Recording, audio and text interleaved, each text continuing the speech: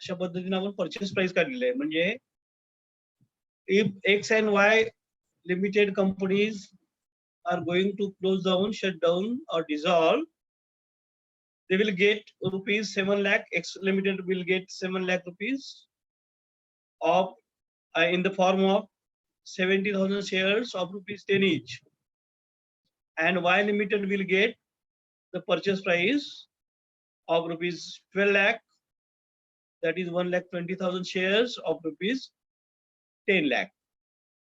So this is the purchase price. आता आपल्याला काय करायचं आहे? आता आपण लेजर अकाउंट बघायचे, जर्नल एंट्रीज बघायचे आपल्याला अगोदर. स्क्रीन शेअर झाली नाही का? 1-2 मिनिटं करतो. 1 मिनिट शेअर करतो.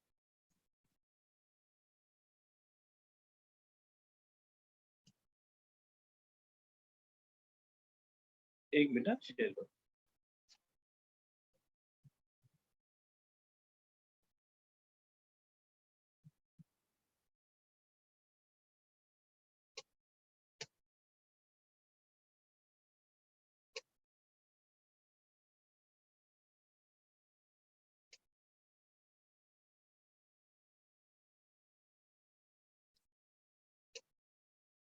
आता एक लक्ष सर्वांनी, journal entries in the books of x limited आपण काल बघितलेले आहेत, काही एंट्रीज बघितलेल्या आहेत. आता इथं दिसतंय का तुम्हाला स्क्रीन? हो सर दिसते. येस. स्क्रीन मध्ये आता बघा पहिली एंट्री काय आहे बघा. एक्स लिमिटेडची एंट्रीज करायची. मी काय सांगितलं होतं तुम्हाला काल की अमलगमेशन मध्ये old companies, all the assets and liability side will be zero. By transferring all the assets and all the liabilities to the various accounts, by preparing the journal entries, assets and liabilities सगळ्याच्या सगळ्या तुम्हाला आयटमचे journal entries करावे लागतील. पहिला आहे आपल्याला realisation account debit to assets. जे assets आहेत ते रिलेशन अकाउंटला ट्रान्सफर करायचे डेबिटला. म्हणून पहिली एंट्री काय होईल? Realisation account debit to sundry assets, total asset. तुम्ही असंही लिहू शकता रिलेशन अकाउंट डेबिट. आता एक्स लिमिटेडचे असेट आहेत टू समजा land and building, plant and machinery, furniture, to investment, stock, to debtors and to bank. Total is 8 lakh. Otherwise you can take to sundry assets. सर्व asset जर घेतले तर to sundry asset म्हणता येतं. एकूण assets, एकूण मालमत्ता. आणि त्याच्यापैकी काही घेतली नसेल तर मात्र तुम्हाला असेटची नावं लिहायला लागतील. पहिली entry, being all assets are taken over by Z company. सर्व असेट्स झेड कंपनीनं घेतलेली आहेत, नवीन कंपनीनं. पहिली एंट्री आहे. स्क्रीनशॉट घ्या तुम्ही नंतर आणि ते लिहित पण जावा वर्ग याच्यामध्ये. दुसरी एंट्री आहे डेव्हलपमेंट रिबेट रिझर्व लॅबिलिटीज घ्यायचं. आता असेट घेतले रिलेशन अकाउंटच्या डेबिटला ट्रान्सफर केले, लॅबिलिटीज घेतल्या रिलेशन अकाउंटच्या क्रेडिटला ट्रान्सफर केलेत. बघा, development rebate reserve account debit 30,000, creditors account debit 50,000, bills payable account debit 20,000. हे सगळ्या लायबिलिटीज आपण काय केल्या आता या रिलेशन अकाउंटच्या क्रेडिटला ट्रान्सफर करायच्या, म्हणून to relation account total 1 lakh रुपये. Being all liabilities are taken over by Z company. Z कंपनीनं सर्व त्यांची देणी घेतलेली आहे. ती तिन्हीच्या तिन्ही देणी घेतलेली आहेत. All liabilities are taken over. Balance शीटची असेट साईडचे सर्व आयटम संपले, लायबिलिटीचे तिन्ही लायबिलिटी झाल्या. काय राहील आता? लायबिलिटी साईडला काय राहिलं? बॅलन्स शीट झिरो करायचं आपण. म्हणजे बॅलन्स शीट मध्ये टोटल झिरो आली पाहिजे. म्हणजे एवढे आयटम सगळे ट्रान्सफर करायचे. म्हणजे ती कंपनी बंद झाली आणि त्या कंपनीचे सर्वचे सर्व जी काही असेट लायबिलिटी ट्रान्सफर झाली असं गृहीत धरलं. आता बघा राहिलं काय? Share capital. 5 लाखाचं शेअर कॅपिटल आहे. जनरल रिझर्व्ह 1,50,000 आहे. सरप्लस 50,000 आहे. एकूण 7 लाख रुपये. हे काय झालं की 7 लाख रुपये भांडवल आहे. ते भांडवल काय केलं? ट्रान्सफर करायचं. कुणाला करायचं? कुणाचं आहे? Share capital, general reserve, surplus. Surplus म्हणजे profit and loss account, capital reserve वगैरे काय असेल सगळा. हे कुणाचं आहे पैसे? Share holder. शेअर होल्डर्स आहे. म्हणून ते शेअर होल्डरला ट्रान्सफर करायचं. म्हणून एंट्री काय केली बघा, share capital account debit general reserve account debit, surplus account debit to shareholders. त्यांचं क्रेडिट आहे, त्यांना ते पैसे देऊन टाकले to shareholders account 7 lakh being reserve and surplus transfer to share. Reserve surplus असेल किंवा शेअर कॅपिटल असेल ते ट्रान्सफर केलं आपण शेअर. ही झाली तिसरी. आता बघा असेट लायबिलिटीचे सगळे आयटम संपले का? काय राहिलं का? बॅलन्स शीट आहे ना कालचा दिलेला एक्स लिमिटेडचा बॅलन्स शीट दिलाय की नाही? एक्स लिमिटेडचा बॅलन्स शीट दिला आहे की नाही काल? हो सर. हा, त्याच्यामध्ये काय राहिलं का आता शिल्लक? नाही. सर्वचे सर्व असेट संपल्या, सर्वचे सर्व लायबिलिटीज ट्रान्सफर झालेले. आता हे सगळं ट्रान्सफर केलं का केलं? Why these assets and liabilities and share capital transfer to their items? का? कोण सांगतंय? कारण ती कंपनी झेड कंपनीमध्ये डिझॉल्व्ह होणार आहे, झेड कंपनीमध्ये सामावली जाणार आहे. म्हणून आता एक्स कंपनीचं ज्या एक्झिस्टन्स आहे त्यांना एक्स कंपनी लिमिटेड म्हणून या नावाने कारभार करता येणार नाही. आता त्यांना सगळं झेड कंपनीमध्ये त्यांचं समावेश झालेला आहे. झेड कंपनीने किती रुपये द्यायचं ठरवलेलं आहे त्यांना? झेड कंपनीने किती रुपये द्यायचं कॅल्क्युलेशन केले तुम्ही? कॅल्क्युलेशन परचेस प्राइस बोला लवकर. 7 लाख. 7 लाख रुपये. 7 lakh rupees is the purchase price of the X Limited. So Z company account debit to realisation account, ह्या विक्री मालमत्ता सगळ्या असेल किंवा देणी असतील लायबिलिटीजला ट्रान्सफर केल्याबद्दल त्यांना 7 लाख रुपये द्यायचे आहेत आणि म्हणून ते रिअलायझेशन अकाउंटला क्रेडिट 7 लाख रुपये गेले. Z company account debit 7 lakh to realisation account 7 lakh. चौथी एंट्री होती. पाचवी शेवटची एंट्री म्हणजे ही परचेस प्राइस कोणाला दिली? त्या शेअर होल्डर्सच्या अकाउंटला ट्रान्सफर करायची. Share holder account debit 7 lakh to Z कंपनीला देण्यात आहे 7 lakh. Paying purchase price paid in form of 70,000 shares of ₹10 each. अशा पद्धतीने ह्या एंट्री. काय अडचण आहे का याच्यामध्ये? नाही सर. स्क्रीनशॉट घेतला? हो सर. घेतलं का? हो सर. जर्नल एंट्रीज 5 लक्षात ठेवायच्या. याच्यामध्ये काही बदल होतात मी नंतर देईन. नेक्स्ट आता बघा लेजर अकाउंट करायचे. एकूण मेन 4 लेजर अकाउंट आहेत. रिलेशन अकाउंट, नवीन company account, Z company account, share holder account आणि बँक अकाउंट. एकूण किती लेजर अकाउंट करायचे? Minimum 4. Minimum 4 ledger account will be prepare. 4 ledger account कमीत कमी. आता दुसरे पुढचे जे ऍडिशन आहेत ते पुढच्या कॉलम मध्ये बघू आपण कुठे कुठे. पहिलं रिलेशन अकाउंट. मी तुम्हाला काय सांगितलं होतं? रिलेशन अकाउंटला सर्व असेट्स कुठे ट्रान्सफर करायचे? रिलेशन अकाउंटच्या बोला. अरे तुम्ही बोलताय की नाही? सर्व असेट कुठे ट्रान्सफर करायचे?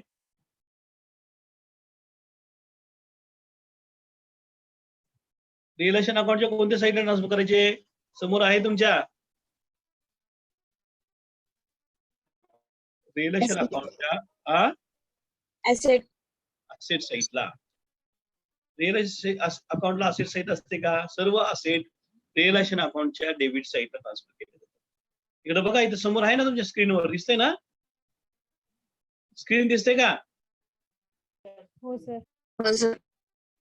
मग स्क्रीन दिसत आहे तर त्या समोर तुम्हाला दिलेलंच आहे. इथं आलं नाही का स्क्रीन तुम्हाला? एक minute.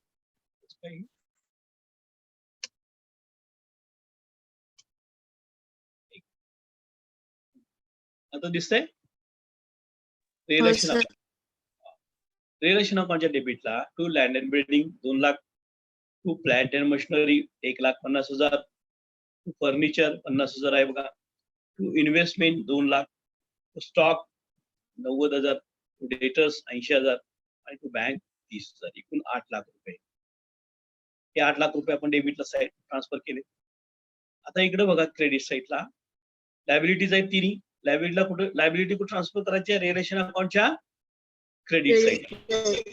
Bye development debit reserve 50,000, by creditors 30,000, bills payable 20,000 असं एकूण लायबिलिटी ट्रान्सफर केल्या आणि परचेस प्राइस किती पेएबल आहे 7 लाख रुपये कुणाकडून झेड कंपनीकडून bye Z company account purchase price एकूण किती झाले 8 लाख रुपये रिलेशन अकाउंट क्लोज काय वेळेला रिलेशन अकाउंट मध्ये प्रॉफिट ऑर लॉस होतो तो शेअर होल्डर ट्रान्सफर करायचा तो पुढच्या कॉलम मध्ये बघू समजा याच्यामध्ये जर डेव्हलपमेंट रिबेट रिझर्व्ह घेतलं नसतं तर 50,000 रुपये कमी पडले असते बरोबर आहे ना म्हणजे मग इथं काय झालं असतं तो लॉस आला असता तो आपण बाय रिलेशन म्हणलं असतं किंवा इकडं जर समजा त्यांनी इन्व्हेस्टमेंट 2 लाख घेतली नसती तर आपल्याला इकडं काय झालं असतं रिलेशन अकाउंटला तो 2 लाख रुपये प्रॉफिट दिसला असता हाही भाग आपण थोडस बघायचा तो नंतर पुढच्या कॉलम मध्ये बघा जे उदाहरण दिलं पण ते परचेस प्राइस वर अवलंबून आहे दुसरा अकाउंट काढायचं आपल्याला नवीन कंपनीचा अकाउंट नवीन कंपनी कोणती आहे नवीन कंपनी कोणती Z company account Z company account किती रुपये देणार आहे एक्स कंपनीला 7 लाख 7 लाख म्हणून तू रिअलायझेशन अकाउंट डेबिट या साईडला इकडे रिअलायझेशन अकाउंट या झेड कंपनी अकाउंटच्या डेबिटला to realisation account purchase price PP म्हणजे परचेस प्राइस 7 लाख रुपये तिथं रिअलायझेशनच्या क्रेडिटला आहे का बघा bye Z company account purchase price 7 lakh आहे की नाही इकडे डेबिटला घेतलं ह्याच्याला रिअलायझेशन तिकडे रिअलायझेशनच्या क्रेडिटला झेड कंपनी 7 लाख आणि पैसे कुणाला द्यायचे 7 लाख रुपये कसे देणार ते शेअर्स मध्ये देणार म्हणून by share holder account shares in Z company 7 lakh जर समजा 7 लाख रुपये पैकी 5 लाख रुपये शेअर दिले 2 लाख रुपये कॅश दिले असतील तर काय केलं असतं by share holder account 5 lakh रुपये बाय कॅश अकाउंट 2 लाख रुपये समजलं का सर्वांना हो सर हो sir purchase price will be payable in share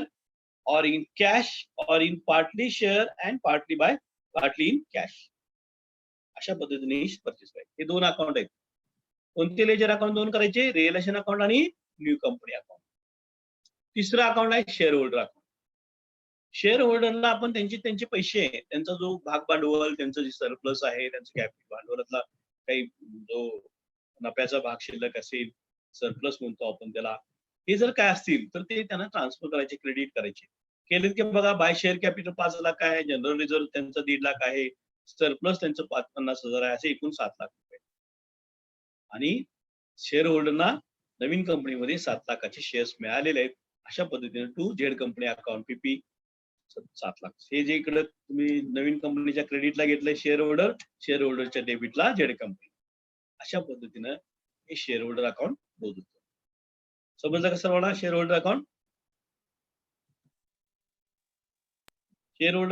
समजलं का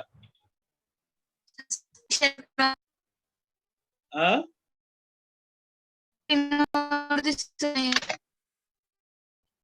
शेअर होल्डर दिसतो ना का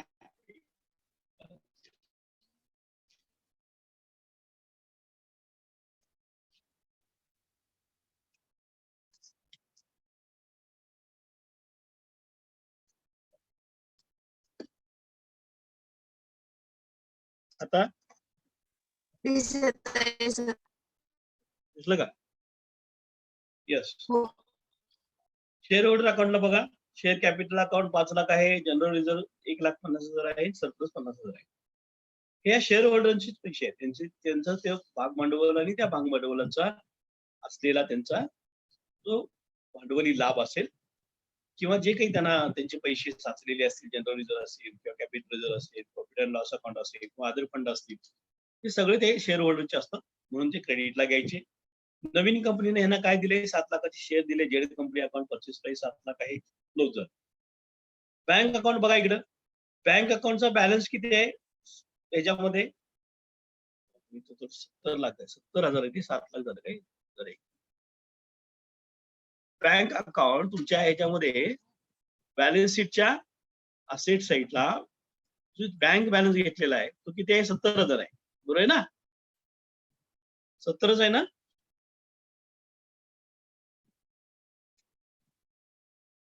सत्तर आहे का कोण बोलतोय बँक बॅलन्स किती आहे 70,000 आहे ना बॅलन्स शीट मध्ये cash at bank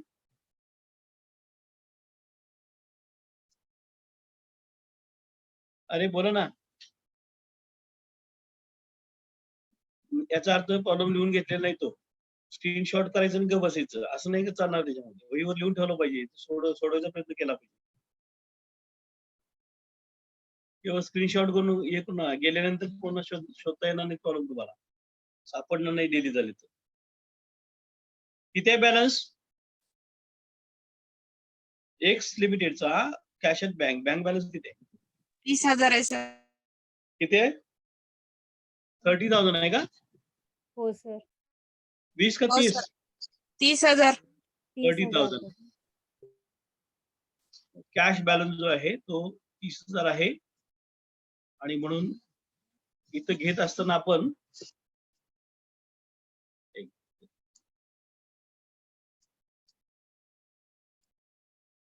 to balance brought down. Balance जो आहे तो ब्रॉट डाऊन घ्यायचा. 30,000 रुपये बँक अकाउंटला त्यांचा बॅलन्स ब्रॉट डाऊन होईल. आणि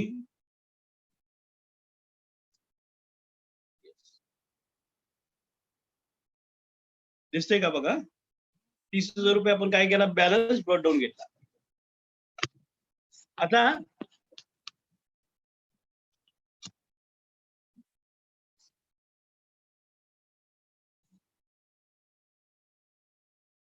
काय झालंय बघा इथं?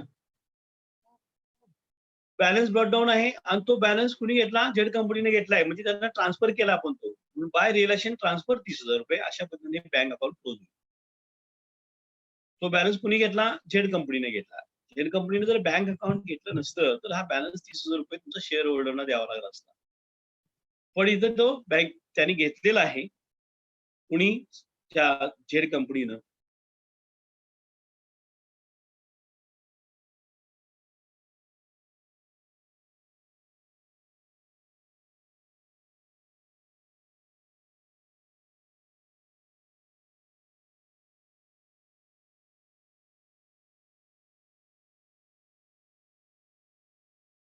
स्क्रीनशॉट घेतला का?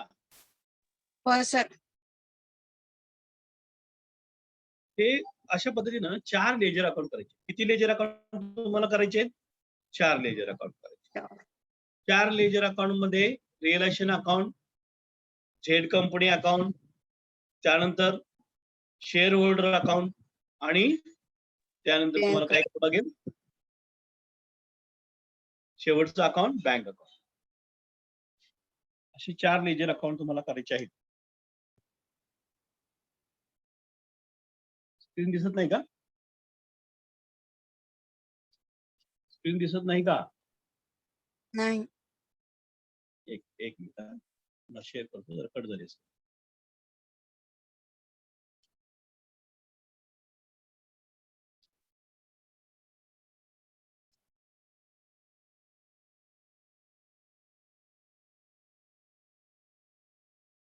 एक लक्ष द्या सर्वांनी.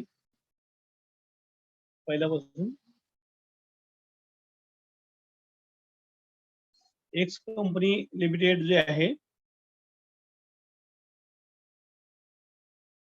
हे रिलेशन अकाउंट आहे आणि झेड कंपनी अकाउंट आहे. हे 2 अकाउंट आहेत. त्याच्यानंतर तुम्हाला जे अकाउंट बघायचे आहेत ते 2 अकाउंट म्हणजे कुठले बघितले आपण? Ledger account, share holder account आणि बँक अकाउंट. हे 2 अकाउंट. एकूण 4 लेजर अकाउंट करायचे. आणि जर्नल एंट्री आपण मिनिमम किती करायचे आहेत सांगितलं तुम्हाला मी. मिनिमम जर्नल एंट्री किती करायच्या? 5 जर्नल एंट्रीज करायचे.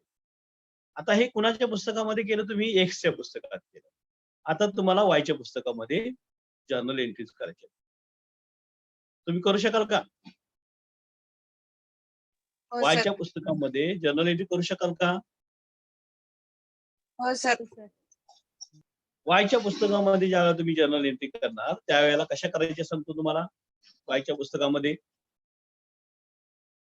सेम एंट्रीज करायच्या. Realisation account, debit to sundry asset, liabilities to realisation account, share capital account to किंवा काय share capital general reserve surplus असतं ते शेअर होल्डर ट्रान्सफर करायचं.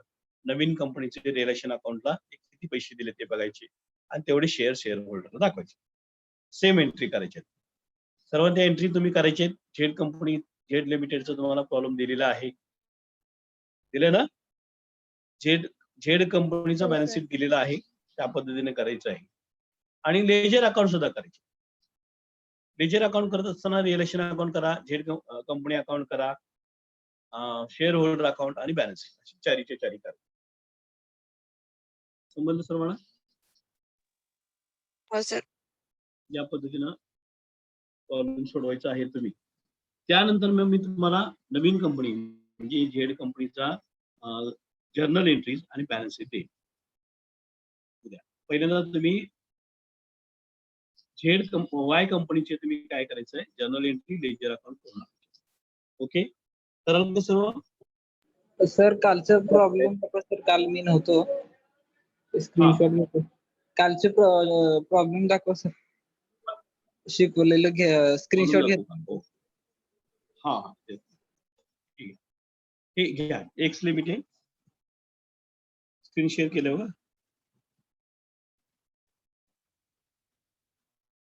स्क्रीन शेअर करतो मी.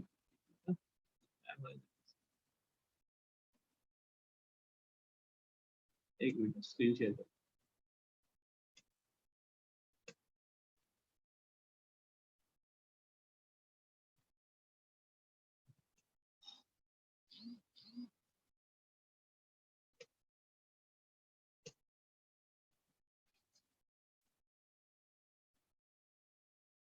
हा, एक मिनिट, पहिला एक्स घ्या.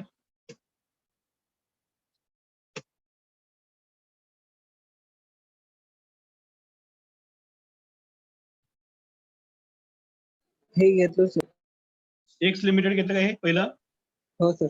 X company limited and Y company, हे पहिल्यांदा घ्या, आता दिसत आहे ते. घेतलं का? हो सर. X company. त्यानंतर आता वाय कंपनी घ्या. हे वाय कंपनी घेतला. हा. आणि त्यानंतर ऍडजस्टमेंट घ्या.